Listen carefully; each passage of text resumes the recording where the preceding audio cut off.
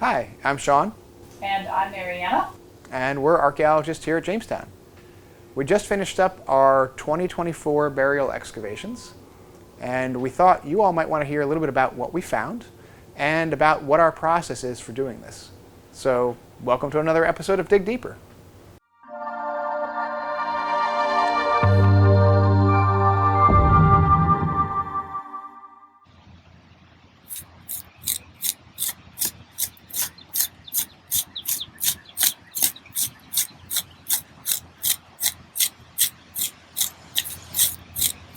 We're in the 1607 cemetery, and each year we choose 3 out of 30 graves that we identified during the Jamestown Rediscovery project. Starting in 2003, we first identified graves just inside the west wall of James Fort, and they start here at the wall and extend kind of east into the western corner of the triangular fort. Now we work to choose 3 usually that are close together. In this case, we chose these 3 individuals closer to the wall because the last 2 excavations that we've conducted were further to the east. And so we're jumping around the cemetery right now looking for sets of 3 that we can easily handle within one project year. And when we do this work, we don't do it lightly. So what we're trying to figure out, we want to learn about these individuals' lives. Who they were, how they lived, how they died. The whole gamut of their life story. Because the remains, the human remains that are here, they tell that story. We can look at DNA, we can look at isotopes, we can figure out their travels and travails, as it were. And we're not just digging up people randomly. We picked these on purpose. We're looking at the first English colonists in North America, the ones who came over here in 1607 and died in the first few months. Now the work is done under the supervision of the Department of Historic Resources. We have a burial permit from them that allows us to do this work. And they've issued us that permit because they know that we are responsible and we're going to do this work scientifically, thoroughly, and ethically. One question that we had at the beginning of this project this year is these 3 graves were located at the bottom edge of the slope of the Confederate earthworks that were placed here over the western half of James Fort. The graves that we've excavated the last 2 years were actually firmly underneath 10 to 12 feet of earthwork for Fort Pocahontas, built in 1861. And we knew we wanted to investigate those graves the last 2 years because we had removed those earthworks and we're getting a significant increase in rainfall. And because the bottom of these grave shafts is dug into the clay subsoil here, a lot of times the water will come down into these graves, sit, and then there's a wet-dry cycle that's deteriorating the human remains in each of these grave shafts.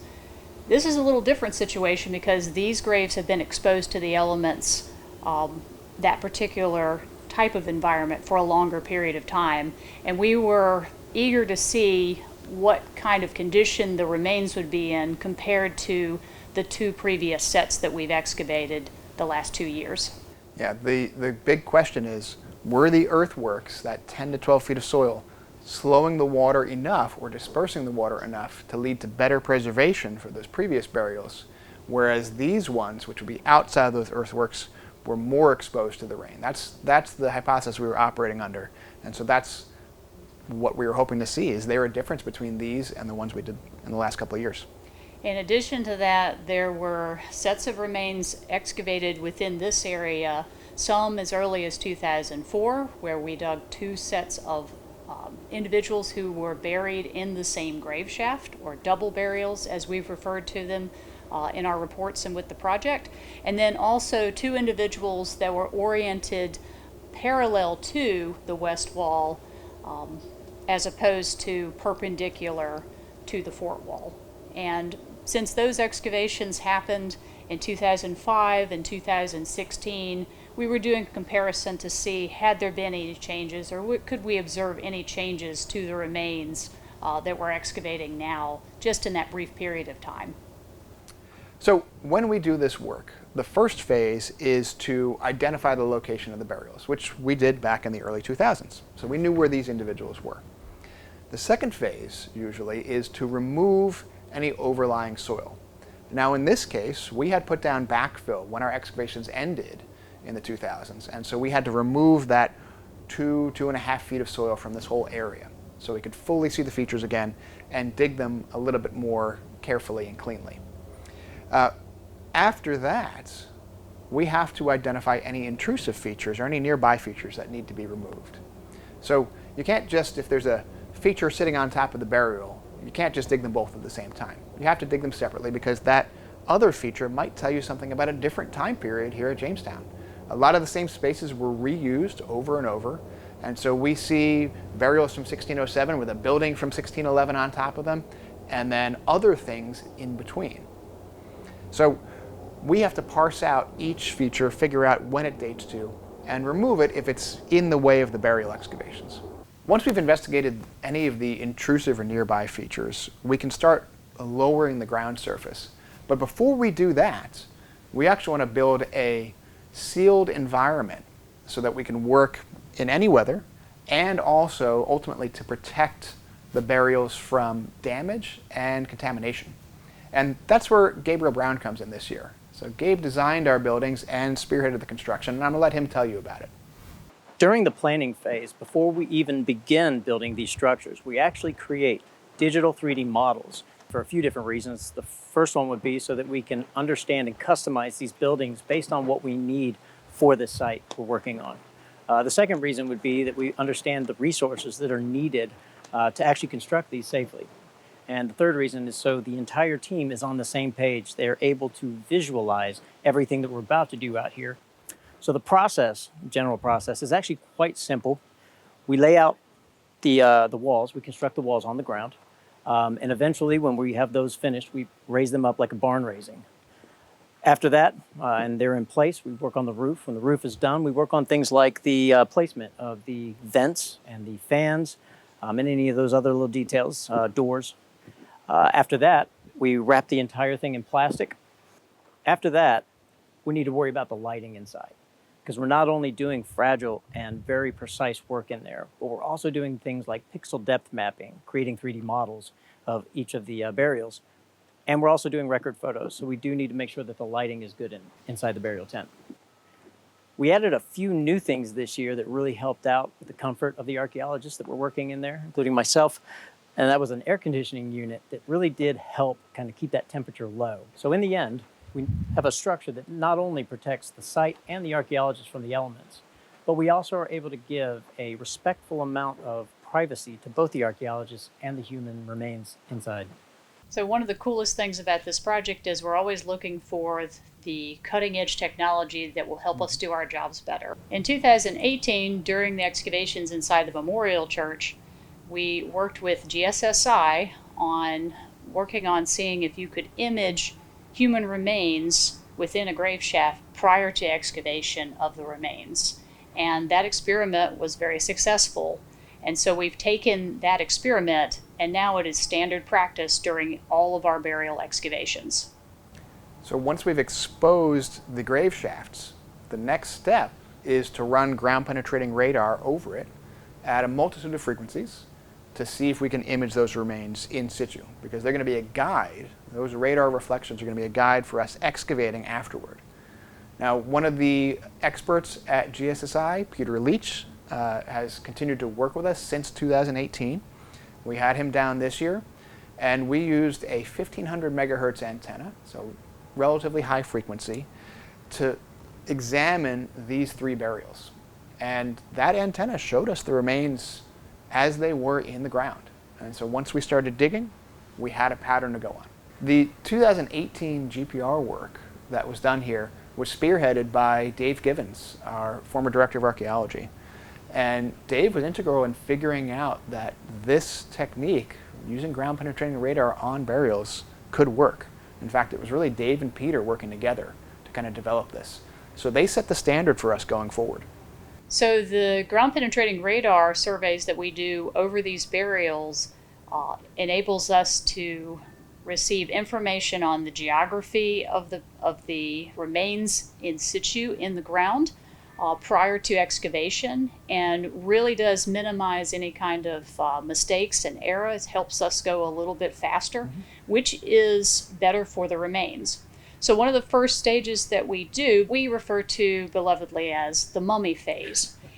What we're referring to is we are actually sculpting the grave fill and leaving a thin layer of soil just around all of the remains, just above where the remains are, without actually exposing much of the bone. Now, what this allows us to do is to remove a majority of the burial fill from around the remains before we start exposing any of the remains in the ground to fully expose. And in the past, we would leave sets of remains open for as long as 4, maybe 5 days. And this was very detrimental because immediately when the remains are exposed to air, they start to dry and they start to become brittle and crack. Once we've dug as close as possible to the remains without exposure, the next step is to don our Tyvek suits, masks, and gloves to make sure that we're not going to contaminate the remains with our DNA or anything like that. And so then we can start exposing the actual bones. We can remove that skin of soil. And we very carefully pick around everything. We want to see as much of the remains as possible. We're using the GPR as a guide still as we go. Sometimes we have to leave things covered up because the soil is supporting another bone, right? Nobody is laid just in a flat plane. But we do as much as we possibly can. After that, we have our photographers come in, Chuck Durfer and Gabriel Brown, and they do 3D photography, photogrammetry on all the sets of remains. Now this is very important. We want to record exactly what the human remains look like in situ for analysis in the next day or so, but also later on when we need to look back at this and try to see how they match up with other excavations nearby. And this is all going to go into our digital map, so we've got measurements we can do, we've got reference points. We are able to analyze this forever. Once all the photography is done after the initial exposing of all the human remains, then we call on our forensic anthropologist, Dr. Ashley McKeown, and our own osteologist, Emma Derry, in our lab, to come out to the site with us, talk with each of the excavators about what they've seen. And it's very important that our forensic anthropologist, osteologists see the remains in situ, because there are some measurements that they can only get in the ground and some observations they can only make here. So one of the people you don't always get to hear from directly is Dr. Ashley McKeown, the forensic anthropologist we work with. But she's been a collaborator with the team for a very long time, and we thought it'd be great if we could hear from her what she enjoys about this process and what her role is. I am Ashley McKeown. I'm a professor of instruction at Texas State University in San Marcos, Texas.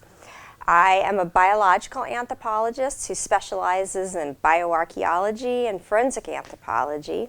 After graduating from the University of Tennessee, Knoxville with a PhD in 2000, I started a postdoctoral research position here at Jamestown, Rediscovery, working with the archaeologists and the historians as they excavated and we analyzed the burials from underneath the 3rd and 4th state houses.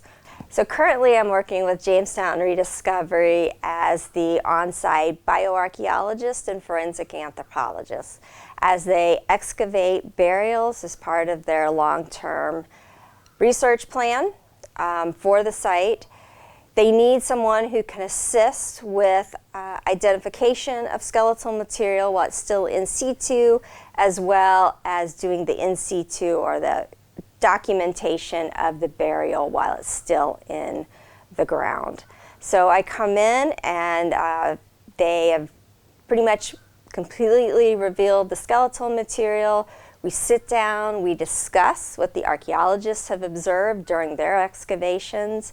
I communicate with the curator, Emma Derry, and we discuss what she has observed while they've been excavating, and we take all of that information and we try to integrate it together into sort of an overview of the burial of that individual. try to provide preliminary estimates of the biological attributes, the position of the burial, what might have been going on at the time of burial. Were they placed in a shroud, or were they simply put in the ground? And try to explain things that the archaeologists observe during their excavations that can be explained by burial practices or post-mortem forces. So the next stage after the analysis is done with Ashley and Emma is to remove the remains. And each individual component for each of the sets is removed into the lab so that our conservation team can take over doing the cleaning and the analysis of the remains inside under controlled conditions. Doing that kind of cleaning and analysis in the lab is important because often, because we have to preserve the layout of the remains here, we do have to leave soil that's covering up different parts of things. And so if you really want to see in fine detail a particular mark or injury that was sustained on that individual during life, or look at the teeth, you're going to have to clean them up a little bit more. And so the lab team very carefully removes all the remaining soil from there so that we can analyze everything very fully. And most of our study of the remains ends up being done in the lab. So at this point, you've heard all about our process, how we do these burial excavations. And now we want to fill you in a little bit about what we saw while we were working on the preliminary results from the dig. And so this largest excavation was done by Mariana. So this grave, when we first started, we were very concerned because the size of this burial suggested that there could be more than one individual here.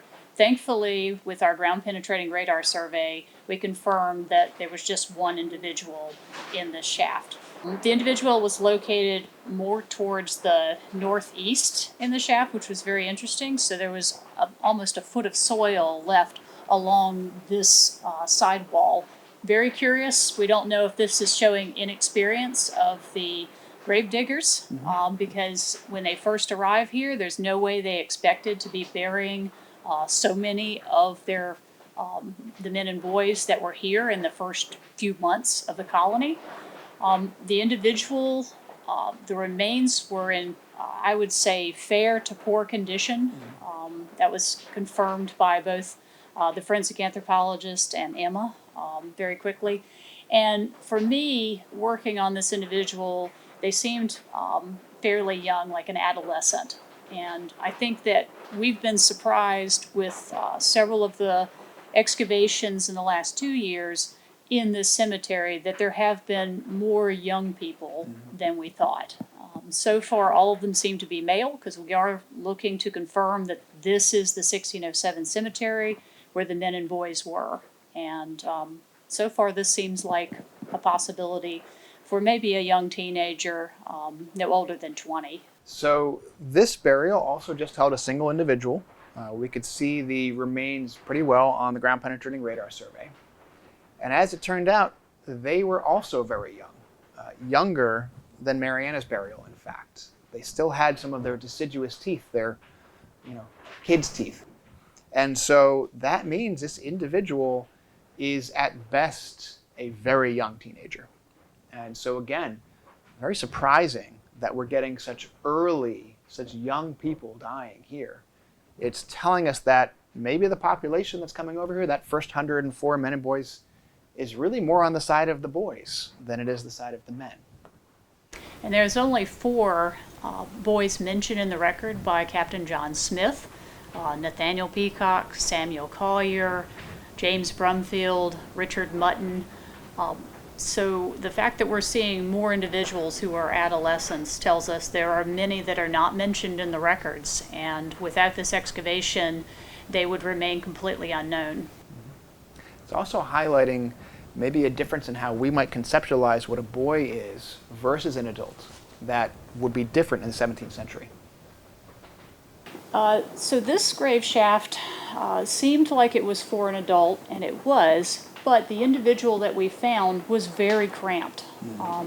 So it's almost as if this individual would have easily filled the grave shaft that I worked on but the grave shaft was not left long enough for the individual, and so his head was raised and kind of propped up and placed against the like northwestern end of the grave shaft, very cramped in this grave. However, compared to the other individuals, the remains in this grave shaft were some of the most well preserved. Most of the time with the fair to poor remains that we're seeing, where they just don't survive as well, you don't have any of the ribs surviving, the toes, the fingers. Those smaller bones just don't survive in the ground with our acidic soils. This individual is a full-grown adult, and most of those components of the remains existed still for us to look at, which will be interested in analysis to see what the forensics shows for the individual. One of the things we could tell right off the bat, or it seemed to us, this person was pretty robust. They were probably somebody with a manual labor job, or maybe a soldier, somebody who's doing physical work, because those bones were really sizable and very sturdy. So what we've just told you is the first impressions, what we learned in the ground. But the research doesn't stop there, and in fact, most of it's going to be done in the lab going forward. So we're going to have new information as we go forward. We're going to do more forensic and historical research. Maybe we'll be able to identify these individuals. So everything we've told you here is just the tip of the iceberg. It's the beginning. So stay tuned as the research continues. Thanks for watching.